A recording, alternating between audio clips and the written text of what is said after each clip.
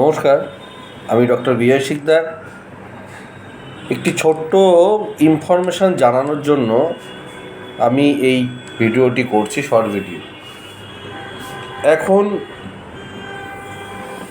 এই ঠান্ডা গরমের ওয়েদারে আপনারা সবাই জানেন প্রত্যেকেরই বাড়িতে জ্বর সর্দি কাশি লেগেই আছে, কিন্তু আপনারা অনেকেই বুঝতে পারেন না যে এই জ্বর সর্দি কাশি হলে কখন ওষুধ খাওয়া উচিত, কখন ওষুধ খাওয়া উচিত না।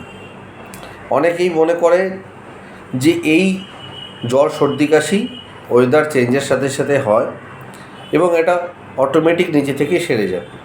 আবার অনেকে মনে করেন যে না, শরীর প্রচণ্ড দুর্বল হয়ে পড়ছে, যত তাড়াতাড়ি সম্ভব আমি ডাক্তার দেখিয়ে ওষুধ খাবো। সঠিক তথ্যটা কী? সঠিক তথ্য হচ্ছে, যদি কারোর নাক দিয়ে জল পড়া অনবরত এবং তার সঙ্গে মাথা ভারী এবং হালকা গা জ্বর জ্বর ভাব থাকে, তাহলে আমি আপনাদেরকে বলবো আপনারা বাড়িতে একটুখানি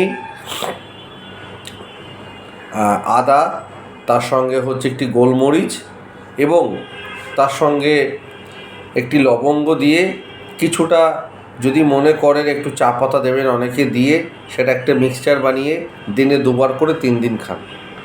যদি তাতে আপনাদের এই মাথা ধরা এবং সর্দি ভাবটা না কমে এবং সেটা যদি কাশিটা বেড়ে যায়, তাহলে আমি বলবো ম্যাক্সিমাম 3 দিন পর্যন্ত আপনারা ওয়েট করতে পারেন।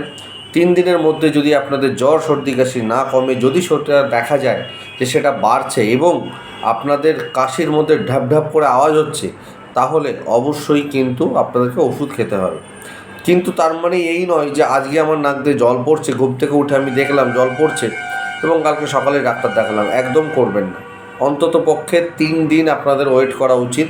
আপনার শরীরের ইমিউনিটি পাওয়ার থেকে অটোমেটিক এটা কিন্তু কমে যায় অনেকের, বাট অনেকের কমতে চায় না। সেই জন্য আমি বলবো 3 দিন পর্যন্ত আপনারা দেখবেন, 3 দিন পর হলে আপনারা অবশ্যই ওষুধ খাবেন। তার বেশি যদি যেন না হয়, তাহলে কিন্তু আপনার নিউমোনিয়া হওয়ার সম্ভাবনা থাকবে এবং তার সঙ্গে সঙ্গে টাইফয়েড বা অন্যান্য আপনার রোগও কিন্তু আসতে পারে।